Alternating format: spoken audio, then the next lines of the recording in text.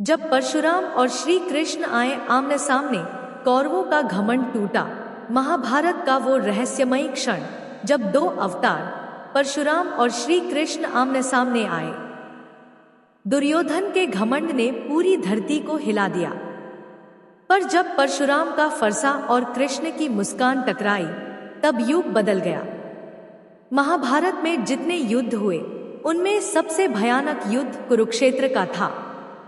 लेकिन उससे भी पहले एक ऐसा क्षण आया जब भगवान श्री कृष्ण और परशुराम एक दूसरे के सामने खड़े हुए और पूरी धरती थर्रा उठी। कौरवों का अहंकार उस समय अपने चरम पर था। दुर्योधन ने सोचा, आज कोई नहीं जो हमारी शक्ति को चुनौती दे सके। पर नियति को कौन रोक सका है? उस दिन दो दिव्य शक्तियां, एक परशुराम जिनका क्रोध देवताओं तक को हिला देता था, और दूसरे श्री कृष्ण जिनकी मुस्कान में सृष्टि की शांति बसती थी, आमने सामने आ गए। अध्याय 1। अहंकार का उदय। हस्तिनापुर के राजमहल में उस दिन भव्य उत्सव था। कौरवों ने घोषणा की, आज हमारी सेना ने 5 राज्यों पर विजय पाई है। दुर्योधन, दुशासन और शकुनि गर्भ में डूबे बैठे थे। सभा में नगाड़े बज रहे थे, लेकिन धर्म, विवेक और मर्यादा वहां गायब थे। भीष्म पितामह चुप थे, विदुर चिंतित थे और गुरु द्रोणाचार्य मन ही मन सोच रहे थे। अहंकार का यह पर्व किसी बड़े विनाश की आहट है। उसी समय द्वारपाल ने आकर कहा, महाराज, द्वार पर एक ब्राह्मण खड़ा है। उसने कहा है उसका नाम परशुराम है। सभागार में सन्नाटा छा गया। भीष्म पितामह तुरंत उठ खड़े हुए। भगवान परशुराम, ब्रह्मर्षि, क्षत्रियों के विनाशक। दुर्योधन मुस्कुराया। कोई भी हो, आज हस्तिनापुर का अतिथि है। पर उसे अंदाजा नहीं था कि इस अतिथि के कदमों के साथ प्रलय की गंध भी आई थी। अध्याय 2। तो परशुराम का प्रवेश। सभा के द्वार खुले। एक तेजस्वी पुरुष, जिनके शरीर पर तपस्या की ज्वाला जल रही थी, हाथ में फरसा, आंखों में ब्रह्मांड की अग्नि। हर व्यक्ति नत हो गया। पर दुर्योधन अपने सिंहासन से नहीं उठा। स्वागत है, परंतु आप यहां किस हेतु आए हैं? दुर्योधन बोला। परशुराम ने उत्तर दिया, मैं यहां आया हूं उस अधर्म को देखने जो राज्य का आभूषण बन चुका है, जहां वृद्धों की वाणी अनसुनी होती है और नारी के आंसू उपहास बन जाते हैं। उनकी नजरें दुर्योधन पर थी। भीष्म बोले, भगवान कृपया शांत रहें, यह अभी बालक है। परशुराम बोले, जब बालक के हाथों में तलवार हो और आंखों में घमंड, तब वह बालक नहीं, विनाश का प्रतीक बन जाता है। सभा स्तब्ध। दुर्योधन अपमानित महसूस करने लगा। उसने चुनौती दी, अगर शक्ति चाहिए तो आज हस्तिनापुर की सेना से सामना कर लो। अध्याय 3। श्री कृष्ण का आगमन। जैसे ही यह शब्द निकले, आकाश में बिजली कौंधी, संगीत थम गया, पंछी उड़ गए और सभा के बाहर अचानक रथ के पहिए रुके। द्वारपाल चिल्लाया, मथुरा से श्री कृष्ण द्वारका के स्वामी द्वार पर पधारे हैं। हर व्यक्ति चौंक गया। भीष्म, विदुर और कृपाचार्य उठ खड़े हुए। पर दुर्योधन, जो पहले ही क्रोध में था, बोला, लगता है आज सारे देवता हमारे दरबार को देखने आए हैं। श्री कृष्ण मुस्कुराते हुए भीतर आए। उनकी आंखों में ममता थी, पर चेहरा तेज से दीप्तिमान।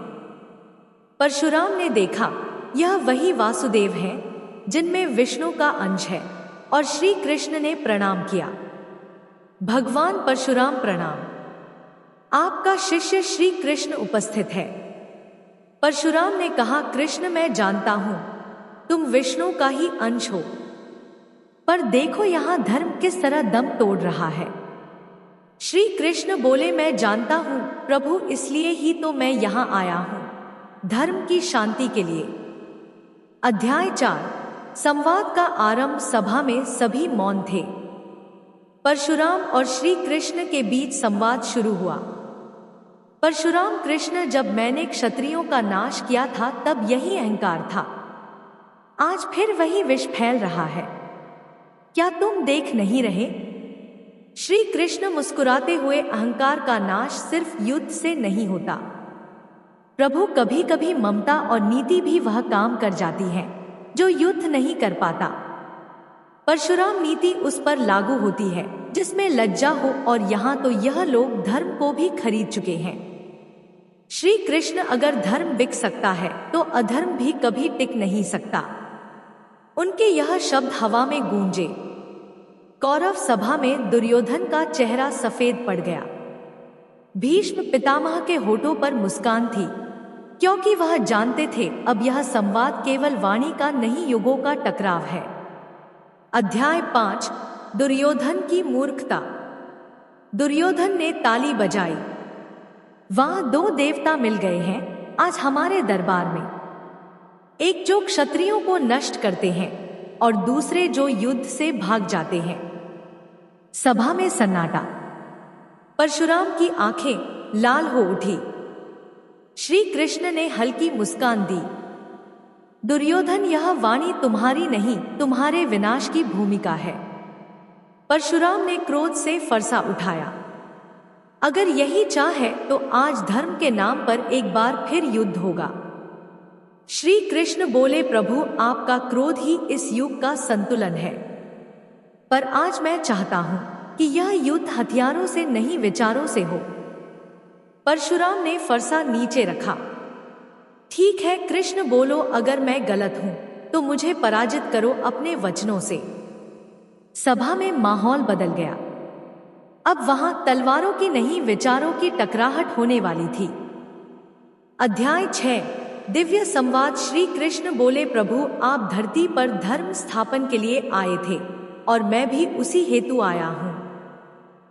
अंतर केवल इतना है, आपने अधर्म को मिटाने के लिए रक्त बहाया और मैं उसे पहचानने के लिए दर्पण दिखा रहा हूं। परशुराम, अगर दर्पण दिखाना ही पर्याप्त होता तो मैं अपना फरसा क्यों उठाता? श्री कृष्ण, क्योंकि तब के क्षत्रिय सुनने की स्थिति में नहीं थे, आज के भी नहीं हैं। पर समय आ चुका है, अब रक्त से नहीं, बुद्धि से धर्म की रक्षा करनी होगी। यह संवाद सुनकर सभा में बैठे आरश और योद्धा स्तब्ध थे। यह गुरु और शिष्य के बीच का संवाद नहीं था, यह युग परिवर्तन की घोषणा थी। अध्याय 7, परशुराम की स्वीकृति। परशुराम ने फरसा भूमि पर रखा। उनकी आंखों में तेज कम हुआ, पर भीतर से प्रसन्नता झलकने लगी। कृष्ण, मैं देख रहा हूं कि मेरी शक्ति का उत्तराधिकारी मिल गया है, जो धर्म को युद्ध से नहीं, नीति से जीतेगा। आज से मैं तुम्हें आशीर्वाद देता हूं।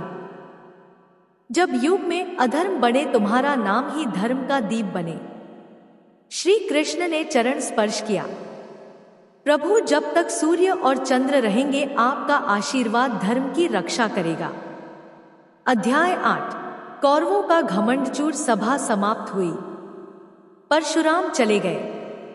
श्री कृष्ण भी द्वारका लौटने को हुए, पर जाते जाते बोले, दुर्योधन, आज तुम्हारे दरबार में 2 युगों का संगम हुआ है, पर तुमने सीखा कुछ नहीं। याद रखना, यही अहंकार तुम्हें युद्ध में धकेलेगा और तब कोई नहीं बचेगा, ना तू ना तेरे भाई।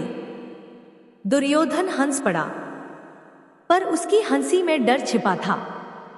भीष्म पितामह ने आंखें बंद की, क्योंकि वे जानते थे आज जिस सभा में नीति और शक्ति आमने सामने आए, वह सभा अब विनाश की दिशा में बढ़ चली है। यह प्रसंग इतिहास का नहीं, चेतावनी का है। जब भी मनुष्य में अहंकार बढ़ता है, तब नियति परशुराम और कृष्ण दोनों को भेजती है, एक दंड देने के लिए, दूसरा समझाने के लिए। भाग 2। कभी कभी युद्ध तलवारों से नहीं, भाग्य से शुरू होता है।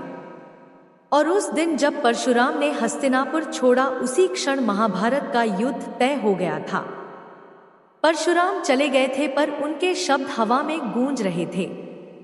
अहंकार जब धर्म को निगलता है तो ईश्वर खुद पृथ्वी पर अवतार लेता है। कौरवों को तो यह एक साधारण बात लगी, पर श्री कृष्ण जानते थे यह कोई सामान्य भविष्यवाणी नहीं, बल्कि युद्ध की उद्घोषणा थी। अध्याय 1। परशुराम और कर्ण का मिलन। समय बीता। महर्षि परशुराम अपने आश्रम में तपस्या कर रहे थे। एक दिन एक तेजस्वी युवक उनके सामने आया। शरीर पर तेज, पर चेहरे पर विनम्रता। गुरुदेव, मैं आपका शिष्य बनना चाहता हूं। परशुराम ने नजरें उठाई। तुम कौन हो पुत्र? मैं एक ब्राह्मण हूं, नाम है कर्ण। परशुराम मुस्कुराए। तुम्हारी आंखों में जो आग है वह ब्राह्मण की नहीं, क्षत्रिय की लगती है। कर्ण झुक गया। प्रभु, मैं ब्राह्मण हूं, बस ज्ञान की प्यास है। परशुराम ने बिना कुछ बोले उसकी परीक्षा ली।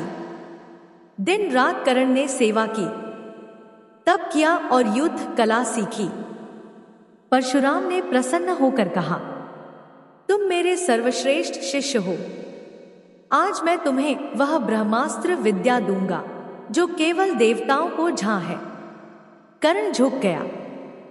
गुरुदेव, आपका आशीर्वाद ही मेरा जीवन है। और उसी क्षण कर्ण को मिली वह शक्ति जिसने आगे चलकर महाभारत के मैदान में सूर्य को भी लज्जित कर दिया। अध्याय 2। कर्ण की परीक्षा। एक दोपहर थी, गर्म, तपती और शांत। परशुराम अपने शिष्य की गोद में सिर रखकर विश्राम कर रहे थे। कर्ण ध्यानस्थ था। तभी एक विषधर कीड़ा आया और कर्ण की जांघ पर घुस गया। रक्त बहने लगा। पीड़ा असहनीय थी, पर कर्ण स्थिर रहा ताकि उसके गुरु की नींद भंग ना हो। जब परशुराम जागे, उन्होंने देखा कर्ण का रक्त भूमि में बह रहा है। पुत्र, यह घाव तुमने मुझे क्यों नहीं जगाया? कर्ण बोला, गुरुदेव, आपकी नींद भंग करना मुझे उचित नहीं लगा। परशुराम की आंखों में क्रोध था। ऐसी सहनशीलता केवल क्षत्रिय में होती है, ब्राह्मण में नहीं। सच बोलो, तुम कौन हो? कर्ण झुक गया। प्रभु, मैं सूर्य पुत्र हूं, परंतु अधिरथ के घर पला हूं। परशुराम का मुख बदल गया। तुमने मुझसे छल किया है पुत्र, इसलिए मैं तुम्हें श्राप देता हूं। जब सबसे बड़ी लड़ाई में तुम्हें ब्रह्मास्त्र की आवश्यकता होगी, तब तुम्हें वह याद नहीं आएगा। कर्ण ने सिर झुका लिया। आंखों से आंसू गिरे। गुरुदेव, शाप भी आपका आशीर्वाद है। वह दिन था जब नियति ने महाभारत का परिणाम तय कर दिया। अध्याय 3। श्री कृष्ण की भविष्यवाणी। द्वारका में उस समय श्री कृष्ण मौन थे। बलराम ने पूछा, भाई, तुम्हारा मन इतना व्यथित क्यों है? कृष्ण बोले, बलराम, आज पृथ्वी पर 2 दिव्य शक्तियां जाग चुकी हैं। एक कर्ण के रूप में सूर्य का तेज, दूसरी अर्जुन के रूप में धर्म का प्रताप, और इन दोनों के बीच टकराव से महाभारत का आरंभ होना तय है। बलराम बोले, पर क्या यह युद्ध टाला नहीं जा सकता? कृष्ण मुस्कुराए, जब मनुष्य स्वयं अपने भाग्य को जंजीर समझ लेता है तब युद्ध टाला नहीं जाता, केवल टलता है। कृष्ण ने ध्यान किया और उन्हें परशुराम का शिष्य कर्ण दिखाई दिया। उन्होंने कहा, यह वही वीर है जो धर्म के विपरीत खड़ा होगा, पर जिसका हृदय धर्म के लिए तड़पेगा। बलराम ने पूछा, तो क्या कर्ण अधर्म का पक्ष लेगा? कृष्ण बोले, कभी कभी नियति मनुष्य से वह करवाती है जो उसका स्वभाव नहीं होता। कर्ण का हृदय पवित्र है, पर उसका जीवन दुर्योधन का ऋणी है, और अरण अक्सर विवेक से बड़ा होता है। अध्याय 4। कौरवों का भ्रम। हस्तिनापुर में दुर्योधन को परशुराम के शिष्य कर्ण की बात पता चली। उसने तुरंत सभा बुलवाई। आज से कर्ण मेरा मित्र, मेरा भाई और मेरा योद्धा होगा। भीष्म पितामह ने चेताया, दुर्योधन, याद रखो, कर्ण का तेज तुम्हें गर्व नहीं विनाश देगा। पर शकुनी हंसा, पितामह, जब शक्ति साथ हो तो नीति की क्या जरूरत? दुर्योधन ने कर्ण को अंग देश का राजा बना दिया। कर्ण झुक गया।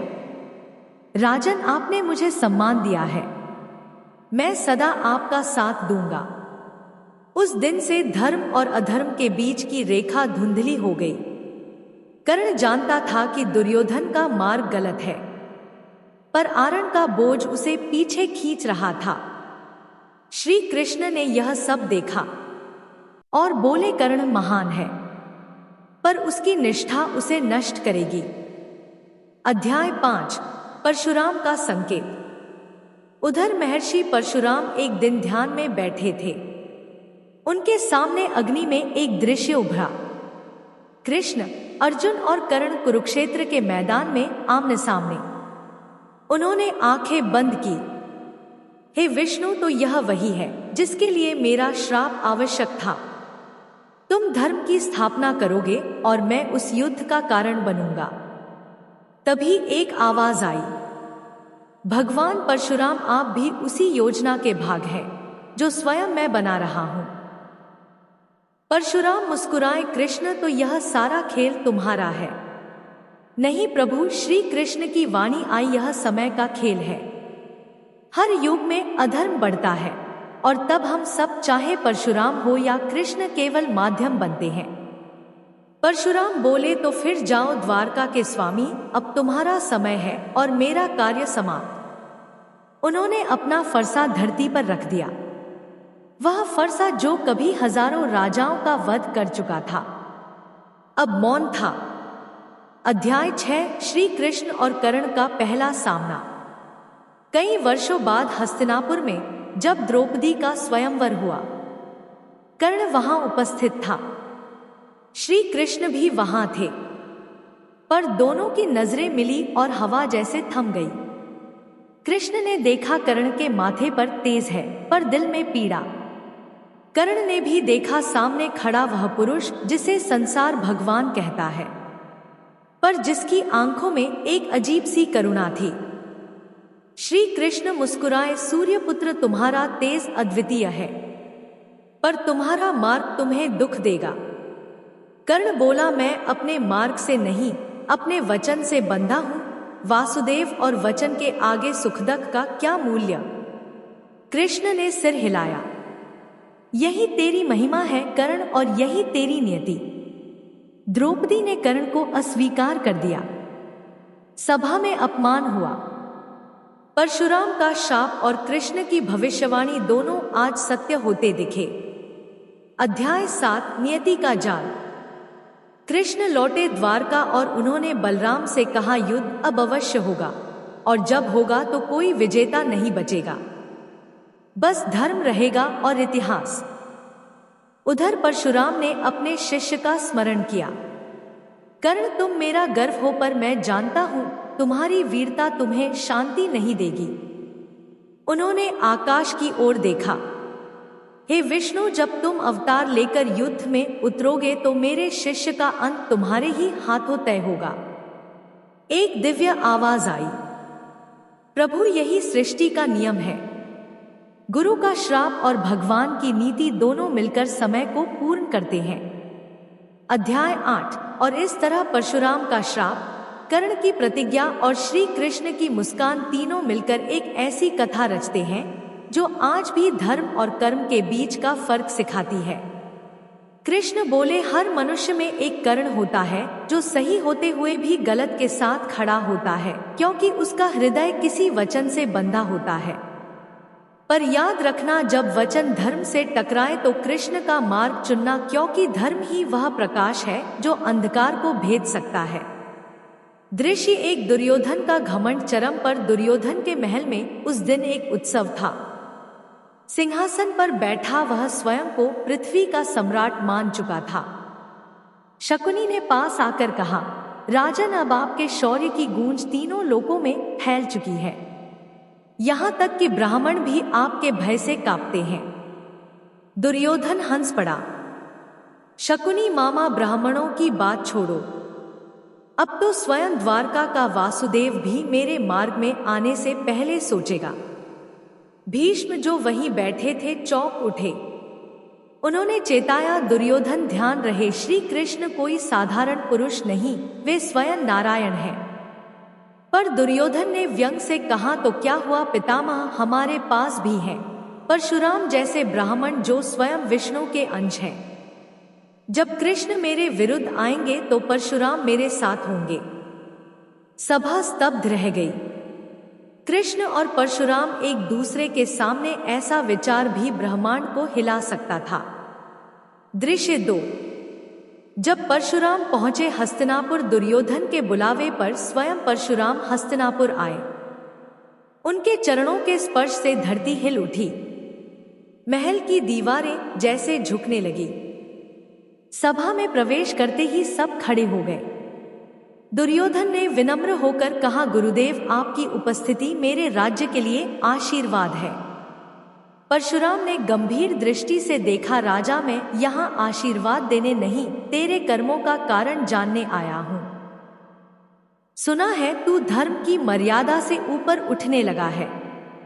दुर्योधन मुस्कुराया, गुरुदेव, मैंने तो बस अपने साम्राज्य की रक्षा के लिए जो उचित था वही किया।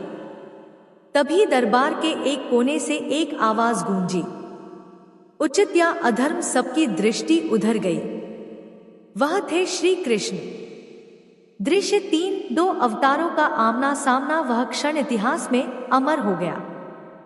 परशुराम और श्री कृष्ण एक दूसरे के सामने खड़े थे। एक की आंखों में तप का तेज, दूसरे की मुस्कान में सृष्टि का रहस्य। परशुराम बोले, कृष्ण, तू यहाँ क्या करने आया है? क्या मेरे शिष्य अर्जुन की ओर से दुर्योधन को धमकाने? कृष्ण ने शांत स्वर में कहा, नहीं भगवान, मैं धमकाने नहीं, चेताने आया हूँ। क्योंकि जहाँ अधर्म सिर उठाता है वहाँ धर्म स्वयं चलकर आता है। परशुराम ने कहा, अधर्म, और वह भी इस युवक में। याद रख वासुदेव, मैं उस युग का साक्षी हूँ जहाँ राजाओं ने मेरे भय से ब्रह्मा तेज का सम्मान किया। यदि तू इस राज्य में हस्तक्षेप करेगा तो मैं अपने फरसे से तेरा मार्ग रोक दूंगा। सभा में सन्नाटा छा गया। कृष्ण ने हल्की मुस्कान के साथ कहा, भगवान, आपसे कौन टकरा सकता है? पर मैं आपको यह बताने आया हूं, समय अब बदल चुका है। जो धर्म की रक्षा का भार कभी आपके कंधों पर था, वह अब मेरे हाथों में है। परशुराम का चेहरा बदल गया। वे बोले, कृष्ण, क्या तू मुझे चुनौती दे रहा है? कृष्ण ने उत्तर दिया, नहीं भगवान, मैं बस समय का संकेत दे रहा हूं। दृश्य 4। परशुराम का क्रोध और कृष्ण की लीला। परशुराम ने अपना फरसा उठाया। दुर्योधन प्रसन्न हुआ। अब तो श्री कृष्ण का अंत निश्चित है। परशुराम गरजे, वासुदेव, यदि तू धर्म का मार्ग छोड़कर राजनीति में उलझा है तो मैं तेरे मायाजाल को तोड़ दूंगा। कृष्ण मुस्कुराए, माया तो ब्रह्मा की शक्ति है भगवान, क्या आप ब्रह्मा से युद्ध करेंगे? उनके यह कहते ही पूरी सभा में प्रकाश फैल गया। परशुराम की आंखों में सहस्त्र सूर्य चमक उठे। उन्होंने फरसा फेंका, पर जैसे ही वह कृष्ण की ओर बढ़ा वह प्रकाश में विलीन हो गया। कृष्ण बोले, आपका फरसा मुझ पर नहीं, समय पर लगा है भगवान, क्योंकि समय ही सिखाता है कि एक युग में परशुराम की आवश्यकता होती है और दूसरे में कृष्ण की। परशुराम शांत हो गए। उनके चेहरे पर मुस्कान आई। तू वही है जिसे देखने की इच्छा युगों से थी। तू वही है जो मेरे अधूरे कर्म पूरे करेगा। जा, कृष्ण, अधर्म का अंत कर। दृश्य 5। दुर्योधन की हार का आरंभ। दुर्योधन यह दृश्य देख अवाक रह गया। परशुराम स्वयं कृष्ण के चरणों में झुक गए थे। सभा में सब खड़े थे। भीष्म, द्रोण, कृपाचार्य सब मौन। परशुराम ने दुर्योधन की ओर देखा और कहा, राजन, तेरा घमंड तेरी हार का कारण बनेगा। मैं अब तेरे साथ नहीं, उस धर्म के साथ हूं जिसे तू भूल गया है। कृष्ण ने कहा, यही तो कारण था मेरे आने का। जब ब्रह्मा तेज और धर्म का संगम होता है तब अधर्म का विनाश निश्चित होता है। दुर्योधन सिर झुकाकर रह गया। उसने देखा 2 दिव्य पुरुष प्रकाश में विलीन हो रहे हैं। सभा का आकाश नाद कर उठा। धर्मो रक्षति रक्षिता। अंतिम दृश्य भीष्म की वाणी। भीष्म पितामह उठे और धीरे से बोले, आज मैंने देखा कि जब परशुराम और कृष्ण आमने सामने आते हैं तब युग बदल जाता है। यही संकेत है। महाभारत अब दूर नहीं। सभा में नीरवता छा गई। हर योद्धा का मन कांप उठा, क्योंकि अब युद्ध निश्चित था। धर्म और अधर्म के बीच का अंतिम संग्राम। तो दोस्तों, अगर आपको यह कहानी, ज्ञानवर्धक कहानी आपको अच्छी लगी हो तो कृपया लाइक सब्सक्राइब जरूर करें। आगे ISI तरह की वीडियो के लिए धन्यवाद। जय श्री कृष्णाना।